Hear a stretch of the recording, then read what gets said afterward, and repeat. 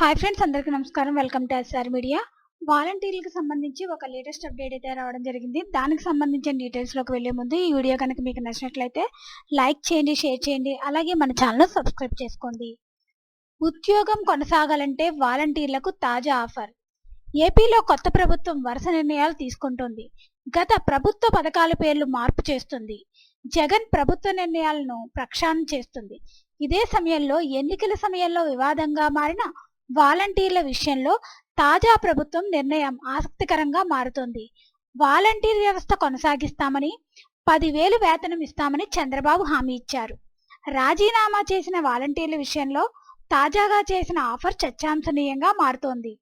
వాలంటీర్ల వినతులు. జగన్ ప్రభుత్వం అధికారంలో ఉన్న సమయంలో సచివాలయాలు, వాలంటీర్ల వ్యవస్థ అందుబాటులోకి వచ్చింది. తాజా ఎన్నికల సమయంలో పెన్షన్ల పంపిణీ నుంచి వాలంటీర్లను దూరం పెడుతూ ఎన్నికల సంఘం నిర్ణయం తీసుకుంది.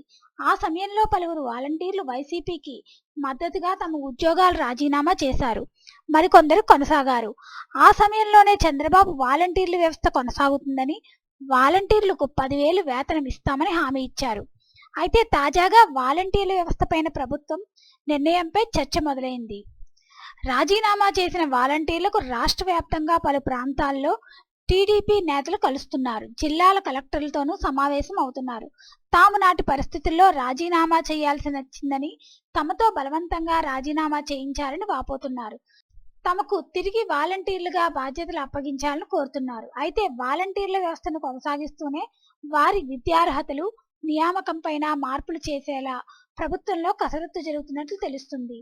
ఇదే సమయంలో మంత్రి అచ్చెన్నాయుడు చేసిన వ్యాఖ్యలు వైరల్ అవుతున్నాయి.